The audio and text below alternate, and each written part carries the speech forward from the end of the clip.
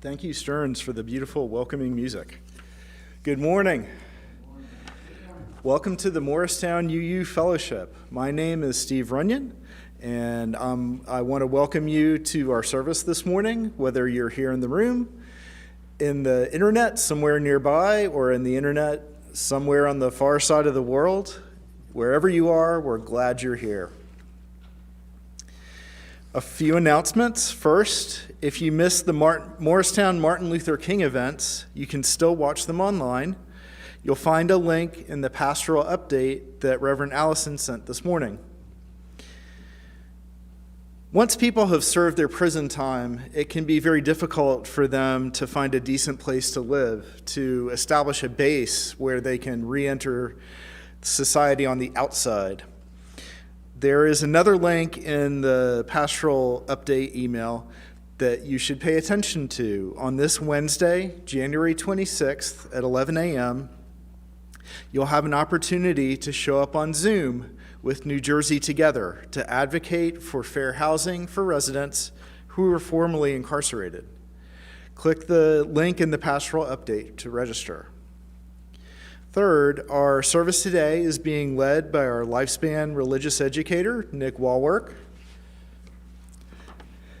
And we want to remind parents and grandparents, your children are welcome to register now for the second semester, which is about to begin. And it's perfectly fine to start in the middle of the year, not a problem.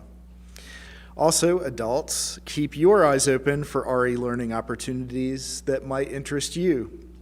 See the website for a listing of those, and they'll also be in this coming Wednesday's email blast. Finally, our collection is going to support RAMP, Refugee Assistance Morris Partners. We invite you to give generously via text, via our website, www.muuf.org,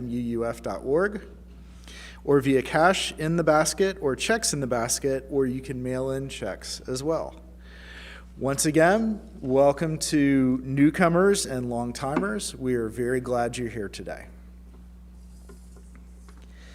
Our Chalice Lighting reading is by James Villa Blake, and we will join together in the reading.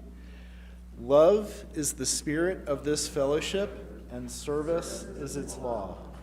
This is our great covenant, to dwell together in peace, to seek the truth in love, and to help one another.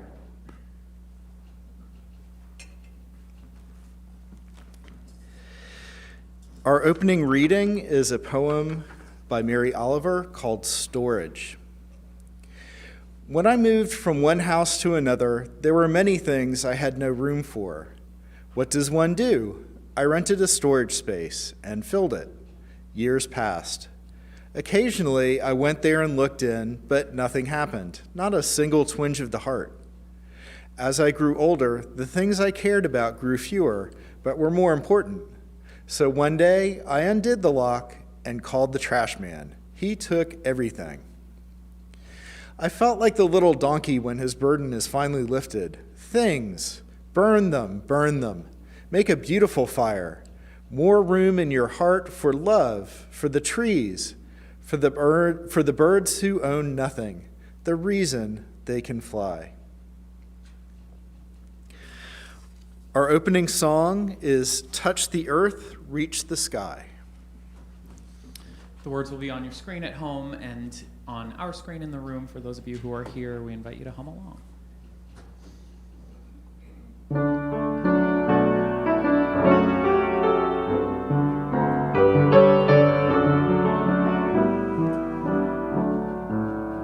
Touch the earth, reach the sky, walk on shores while spirits fly, over the ocean, under the land, our faith a quest to understand.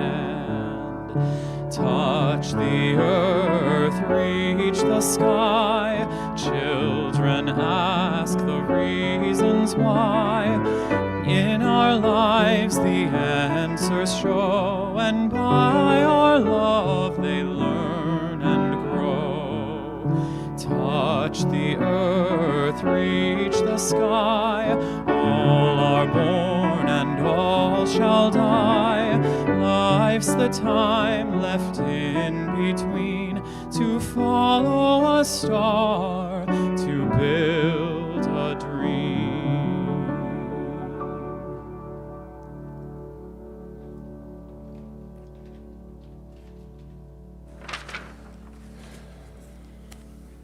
Our time for all ages today is a book.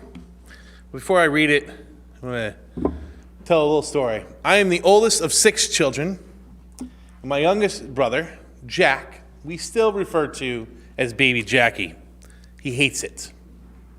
But I, being the older brother, do not care that he hates it. But how often, it illustrates a point, how often we refer to our children in the way in which we want to keep them, little babies, right?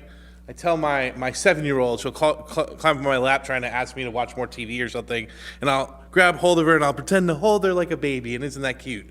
She gets really frustrated with me because children want to grow up, want to be allowed to grow up. Adolescence is, especially when we come to our youth, our teenagers, nothing more than them trying to figure out how to be grown-ups.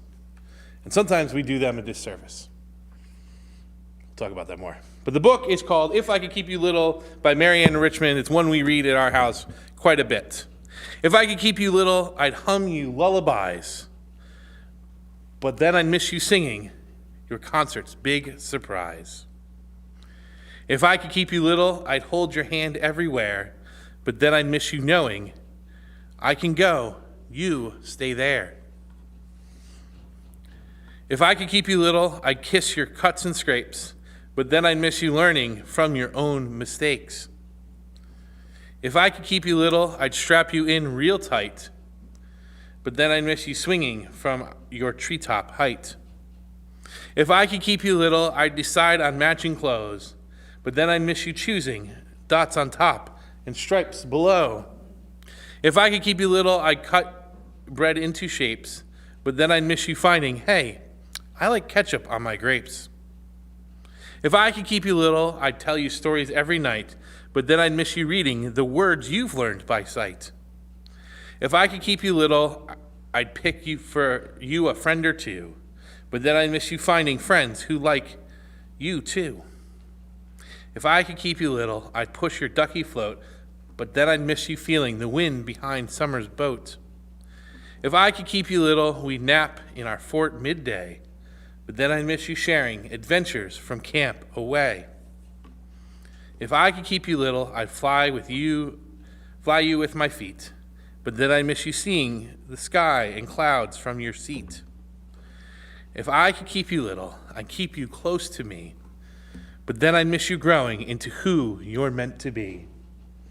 So often we want to keep things the way we feel comfortable with them, but we miss out when we do that. Our offertory today will be split between Ramp, Refugee Assistance, Moore's Partners, and the Fellowship. So please give.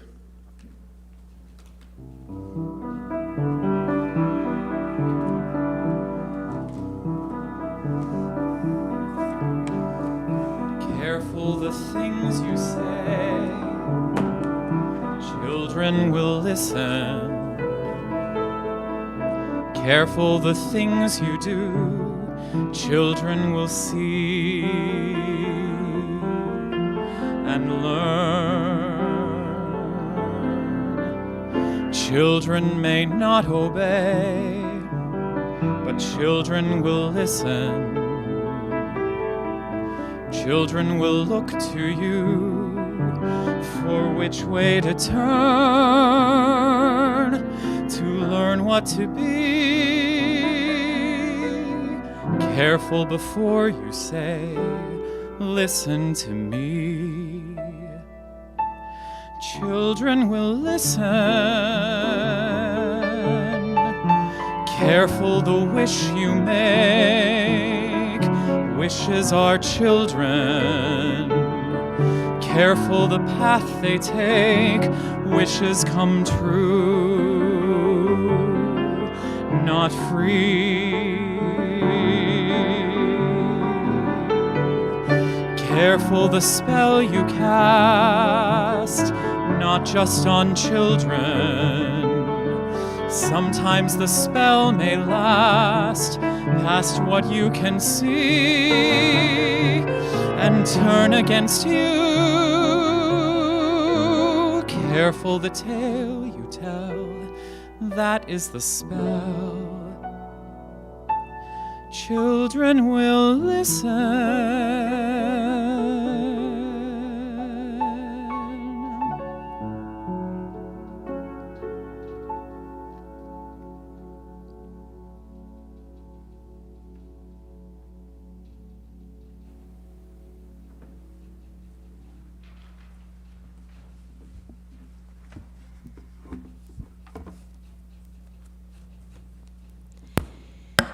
It is the time in our service where we honor the milestones that have happened in the lives of our fellow congregants and friends since we last met. One I want to acknowledge is that we have families and close relatives of families who are at home recovering from COVID. So we hold everyone in our fellowship and everyone to whom we are connected in this global human family who is recovering from COVID. May you be met by the light of care and compassion. We do have a milestone card today from Beth Wilson. Ouch, she writes, I broke my left pinky. I had surgery on January 5th, and I have 3 pins in that will come out on February 1st. No piano for a while. And she says, check out the plastic oh no hand. So poor Beth. We wish you healing, and we wish you a lot of time to imagine the pieces you'll play and the quilts that might emerge on the other side of this healing journey. There was a significant milestone really for the global human community. The activist, the Buddhist teacher and leader Thich Nhat Hanh passed away. So important to us as Unitarian Universalists, and of course important to Buddhists, and so many people around the world sought his guidance. We wish him peace in transition. For our prayer, I invite you to hear the words of Thich Nhat Hanh, and if you're at home or in the room and you want to follow along, it's number 505 in our hymnal. Let us gather our minds and hearts in a spirit of prayer and reflective meditation.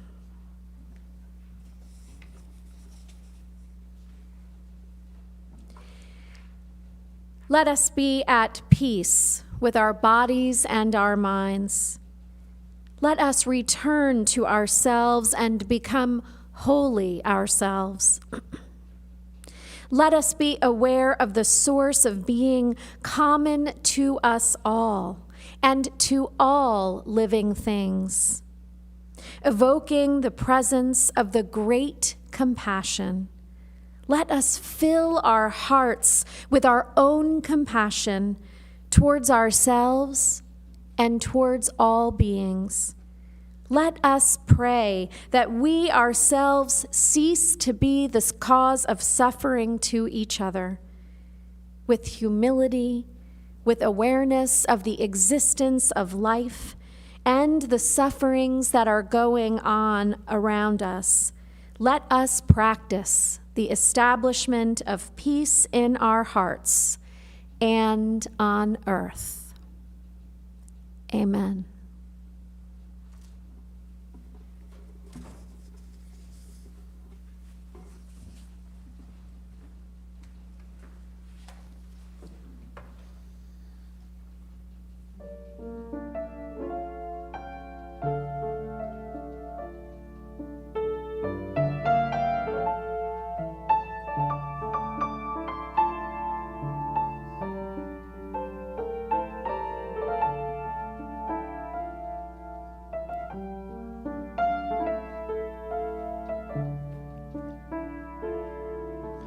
May your life be as a song, resounding with the dawn, to sing awake the light and softly serenade the stars, ever dancing circles in the night.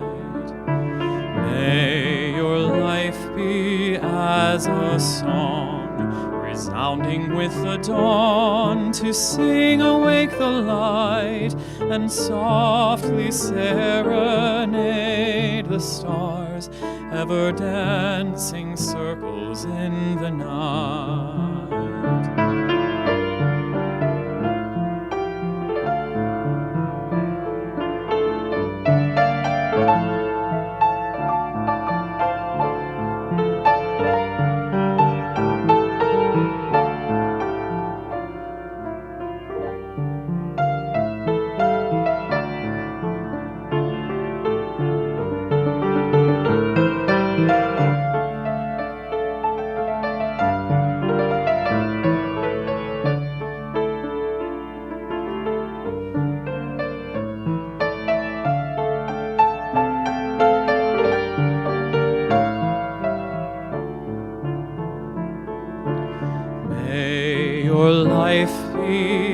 As a song, resounding with the dawn, to sing awake the light and softly serenade the stars, ever dancing circles in the night.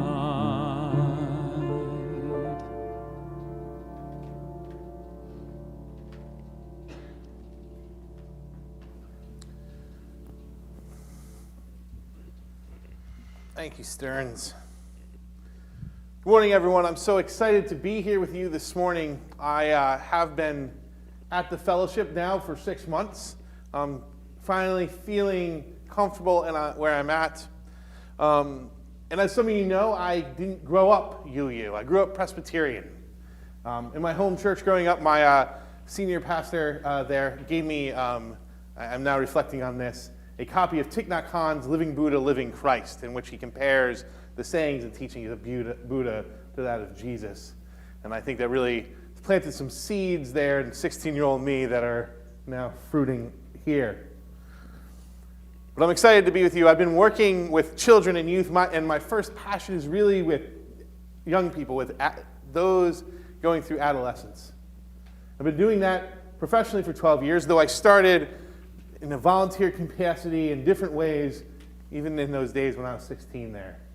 I've been teaching children and youth and adults for quite some time.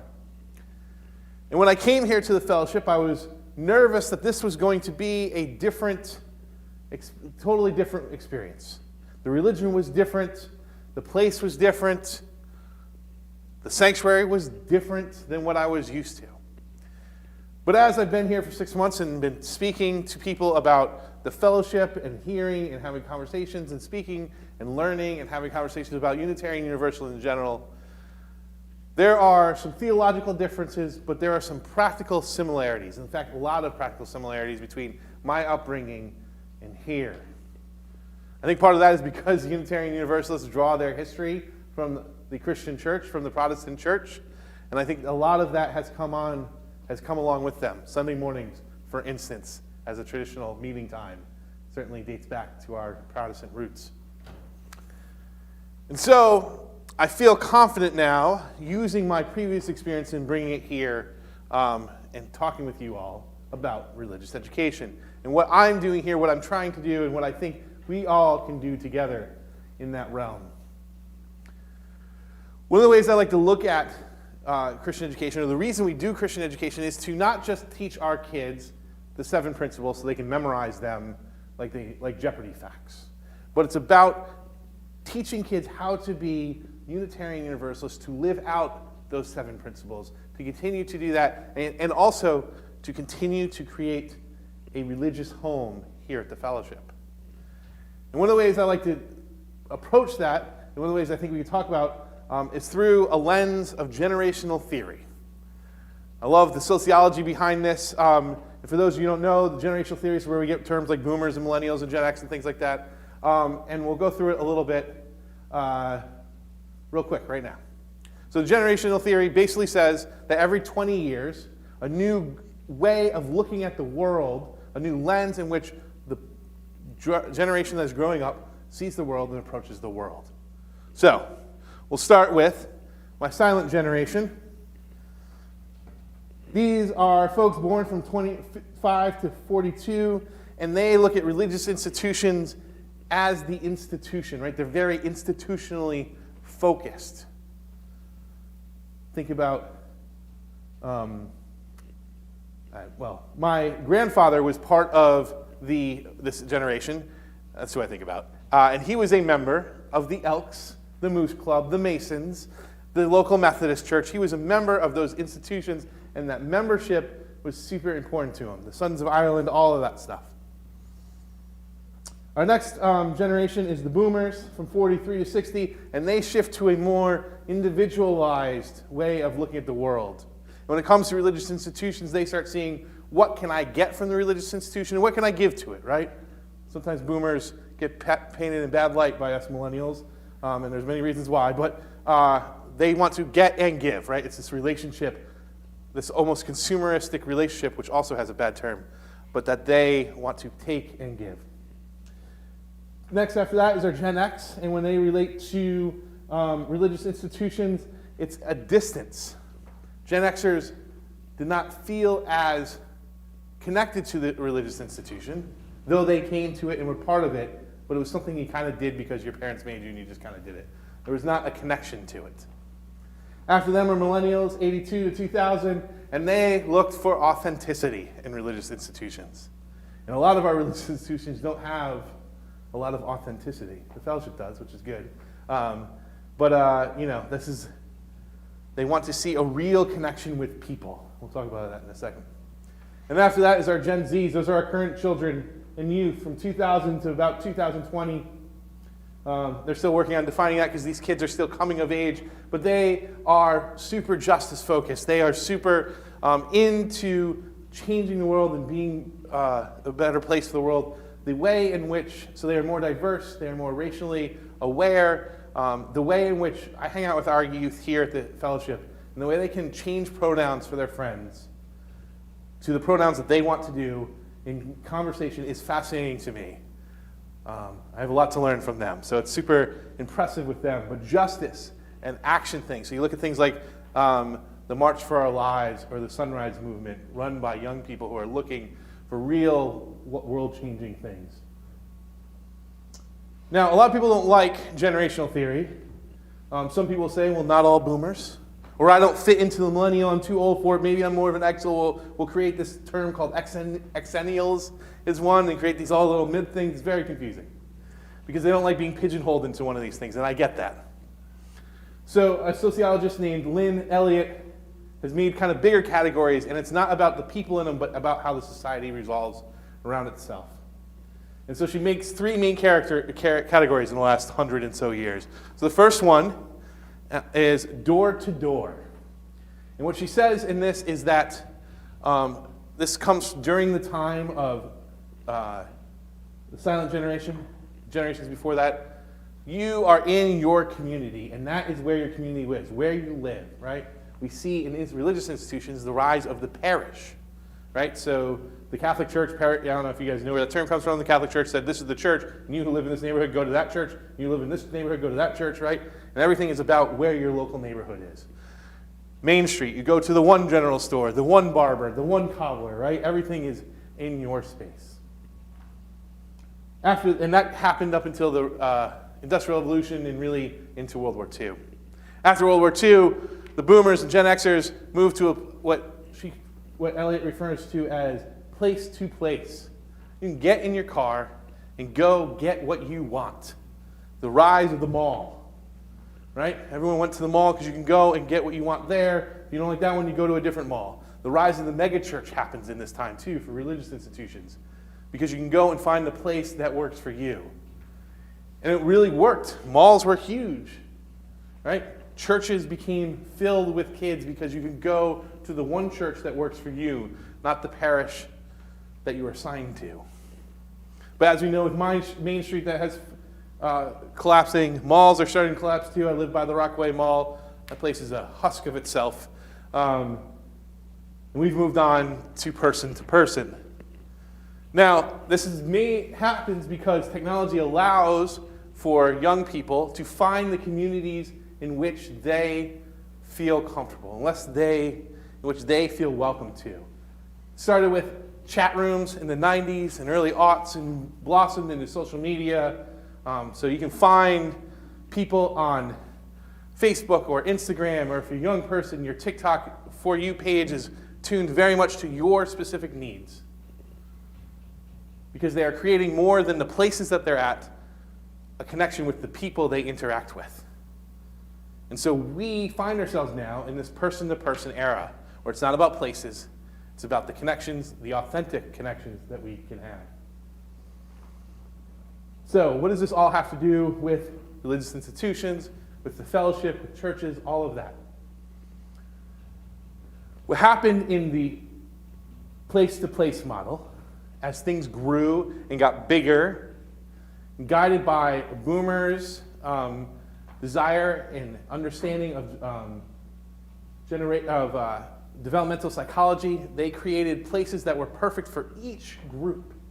Each classroom was now not one-room schoolhouses, but because we have 120 kids, we can make a classroom for just our 2- and 3-year-olds, or just our middle school youth, or just our high school youth, and we can send them out. This happens in religious institutions across the country in that era, right?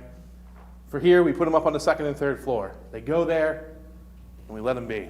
In other churches, they go to another wing. My church growing up, our youth room was literally a garage across the parking lot from the main church. And that's where we would hang out. We'd show up, my parents would go inside, and we would hang left in the parking lot there. What my friend, Jason Santos, PhD, who thinks about religious education like this, refers to as a Van Gogh Mickey Mouse. Alex. There we go. Let me get the next one.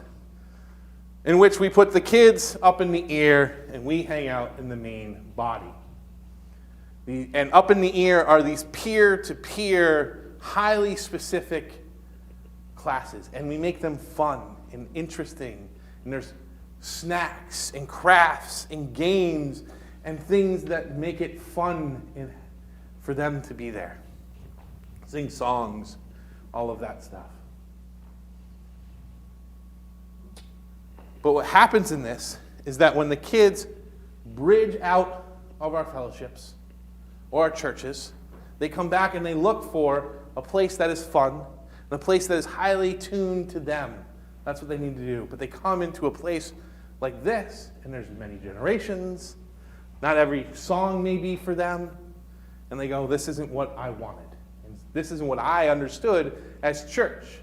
And the reality is that we can't blame them because the church was never theirs to begin with. But some of you may be saying, Nick, you're here, you grew up in the church. Or I raised my family in this church and it was great for us. And if we just got back to the way we did it when I was here, that would be great. I'll tell you one more story. During World War II, there was a bunch of airplanes. Alex, give me that one.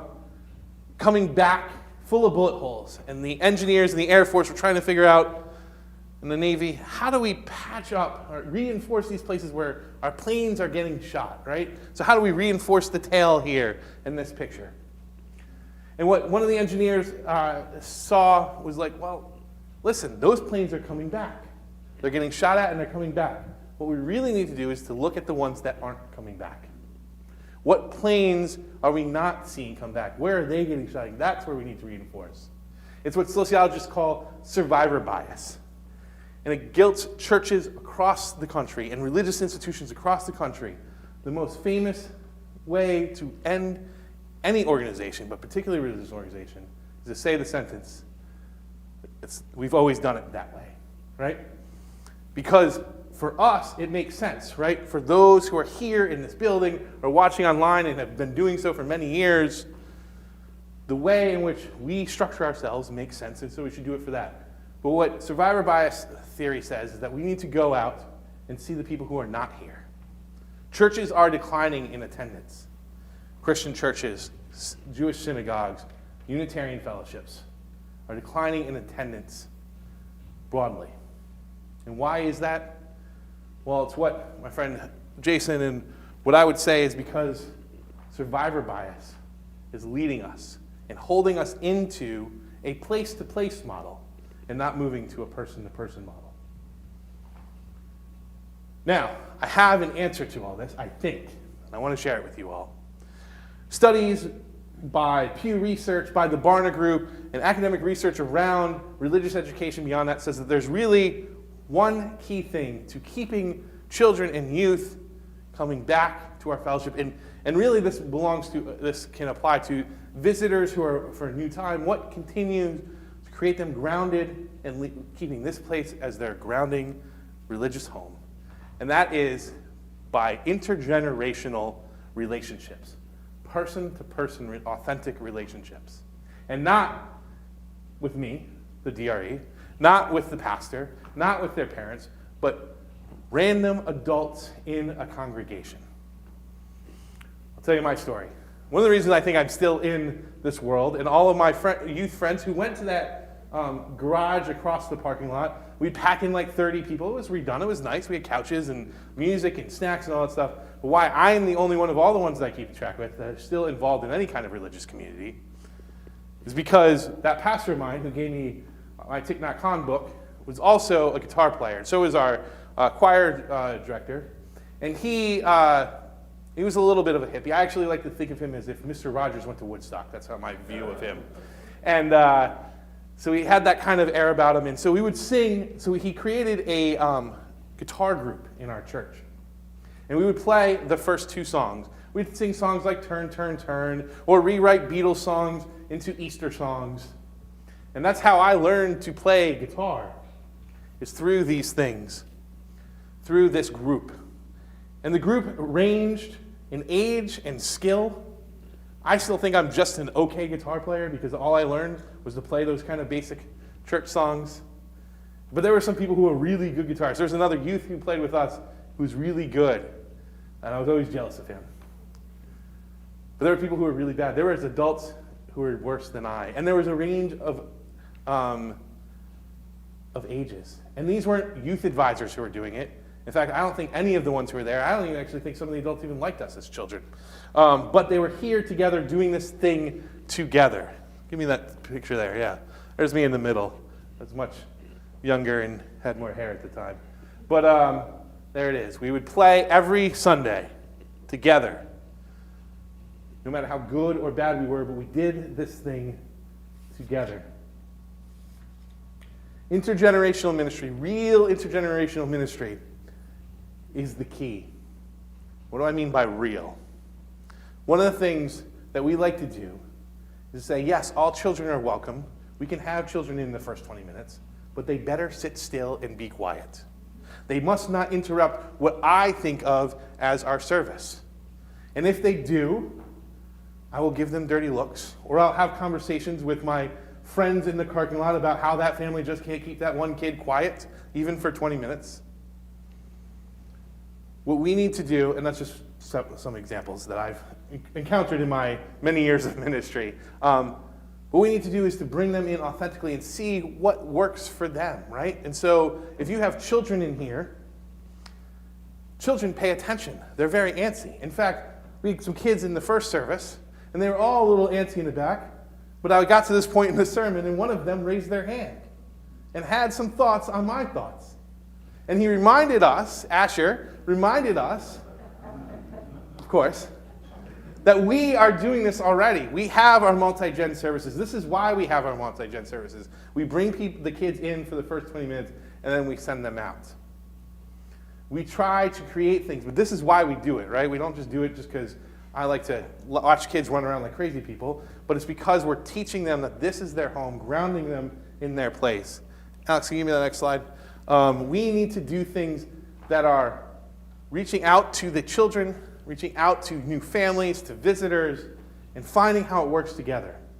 We can't go in and say, this is how I did it 30 years ago, and if all of our parents would just do it that way, the way I did it, or if all the kids or all the newcomers would do it that way, and expect them to be part of it. We need to put on some tutus and dance with our kids. And not just we the volunteers or we the paid professionals, every person in this room, every person watching online needs to create authentic connections with our children and youth, our newcomers, our young adults, those who are different ages of us. And those children and young adults, you're not off the hook. You need to create authentic relationships with folks who are older than you. That is how we will move forward. This is how we will create a bridge from this place for our children to move on and come back, an open bridge in which all are welcome. Thank you.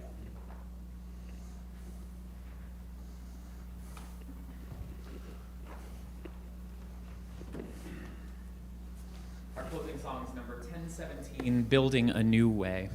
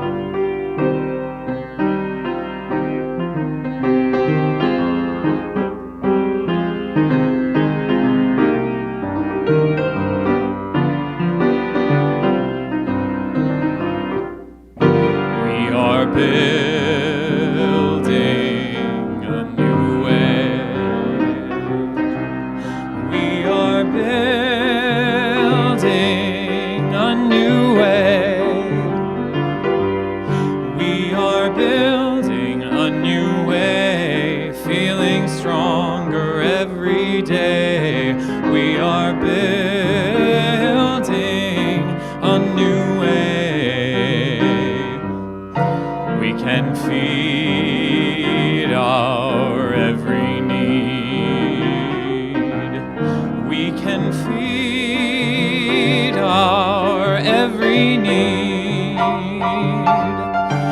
can feed our every need. Start with love, that is the seed. We can feed our every need. Peace and freedom is our cry. Peace and freedom is our cry. Peace and freedom is our cry. Without these, this world will die. Peace and freedom is our cry. We are building a new way. We are building a new way. We are building a new way, feeling stronger every day. We are building a new way.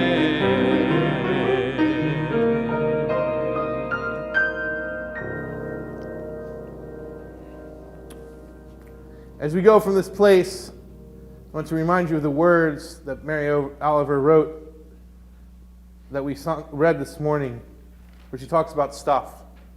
But that stuff is more than tangible things, but it's ideas and ways of doing things that we get held down on.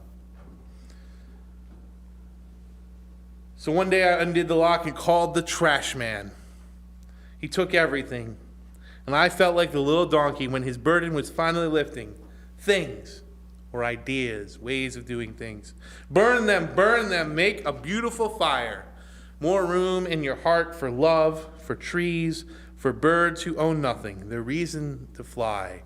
More room in our religious institutions, in our fellowship, for children and youth and young adults and older adults together. Jason Santos says, when we do important stuff together, a communal memory is formed and sustained by all. Let us do this Unitarian Universalist thing together. Amen.